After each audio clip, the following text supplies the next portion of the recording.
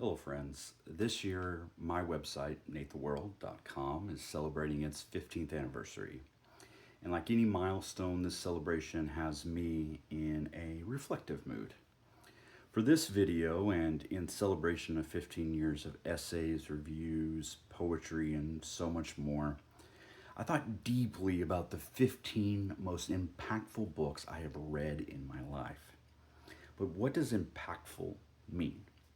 When I look at this list, I see books with powerful messages, exquisite writing, books that invited me into an unseen world, and books that have served as mirrors reflecting my own life.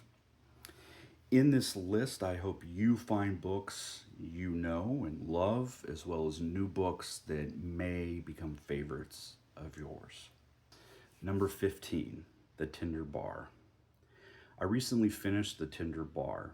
As I think about it today, my mind drifts to thoughts about the power of third spaces.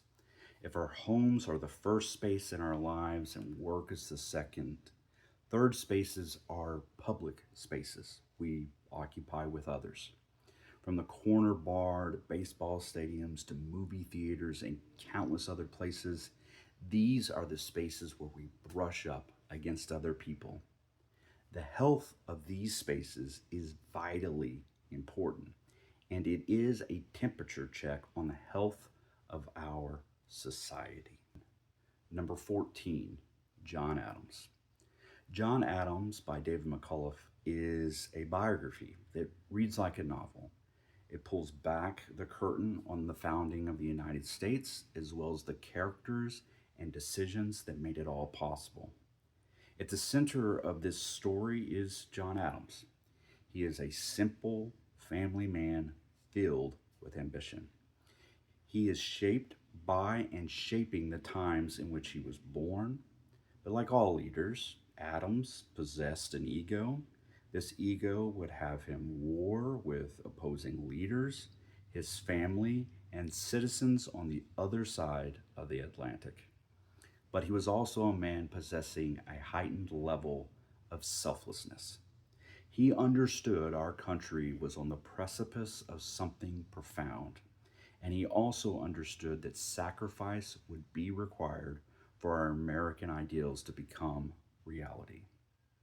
Number 13, Crank by Ellen Hopkins. I should read more poetry. Crank by Ellen Hopkins proves that I need to read more poetry. As someone who has turned to writing poetry in both good times and bad, I have found refuge in crafting lines to help me unravel the complexity of this world. In this collection, I began to understand those around me who have battled brave wars with addiction. Some have lost those wars, and some claim daily victories. However, after reading this book, they have gained a bigger fan and an even bigger cheering section in me. Number 12, Holocaust, a history. I understand the Holocaust, but the evil still baffles me. It still perplexes me that such an atrocity can unfold in the same century I was born. With greater frequency, I turn to novels and great works of nonfiction in hopes of better understanding this world. Holocaust, a history, is a robust analysis of the Holocaust from beginning to end. It doesn't fully unearth the evil that lurked in the hearts of so many men, but it helped me more fully understand the state from which this unbelievable play unfolded. Number 11, How to Kill a City. How to Kill a City should be required reading for anyone working in homelessness, designing cities, or deciding policy that shapes the lives of people who call cities home. As someone who has worked for more than a decade to house chronically homeless men and women, and now works on the issue of housing affordability, this book possesses mountains of truth and facts I have always thought true, but have never been able to clearly state. Now I feel armed and ready for the arguments. I feel ready to help others understand that a city is of no good if it isn't good for everyone. Number 10, the uninhabitable earth. The end is near, and the uninhabitable earth has the receipts. Anyone who argues that humans aren't contributing to global climate change ignores the data. From cover to cover, this book is filled with mountains of data explaining how we got here and what happens next without serious interventions. By no stretch of the imagination is this an easy book to read. Personally, it filled me with dread and it exacerbated my worries about the future. But it remains a truth I needed to confront sooner rather than later. Number 9, Sapiens. Sapiens is a wonderfully researched and written story about humanity reaching across the breadth of time from our humble beginnings to thoughts about what might meet us down the road. Reading this work feels both profound and special. It is something that I think about often, and I think you will too. Number 8, Peace Like a River. Peace Like a River was given to me by a dear friend. From the cover alone, I didn't expect much. Within about 50 pages, I could tell I was holding and experiencing something uniquely special. When I read the last page and closed the cover, my feelings were affirmed. This book is powerful. It is about family, love, sacrifice, and magic in a world desperate for it. It is beautifully written, paced and constructed. It keeps you guessing and has an ending that still haunts me. I don't know what more can be asked of a novel. Number 7, Into the Wild. I read Into the Wild years after watching the movie, and I'm glad I did. I hold them both in high regard, but for different reasons.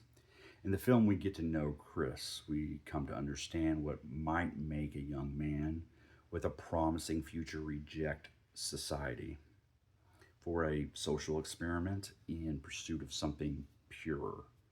In the book, we get to know some of the people who knew Chris best. We see the imprint and scars left remaining by a young man who dared question the use of this world we have created. Number 6, Educated. Educated is a memoir that reads like a novel.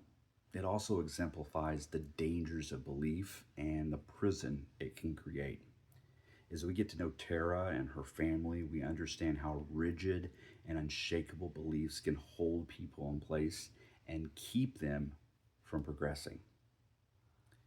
As a reader outside the Mormon faith, I spent much of this book aghast and wondering how Tara might escape this prison.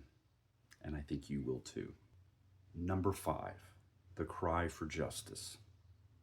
The Cry for Justice is required reading for anyone pursuing social justice work.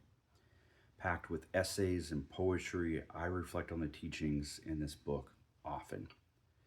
Progress can often feel like you are trying to roll a boulder up a hill. Along the way, there are obstacles, valleys, and streams standing in your way. There are also moments when the massive rock begins to cede ground and roll back downhill. When progress feels slow and impossible, I think of this collection. Its powerful words provide an opportunity to reset. It reminds me that bending the moral arc of the universe takes patience and grit. Number 4, The Kite Runner. With war-torn Afghanistan serving as the backdrop to The Kite Runner, this is a book I think about often. At its core, it is a story about friendship and betrayal and escape. I think it continues to resonate with me because of the human story it tells. Throughout this story, we are asked to hold space for whatever regret we might harbor. If you sit with it long enough, you might be forced into action with the complex hopes of righting a wrong.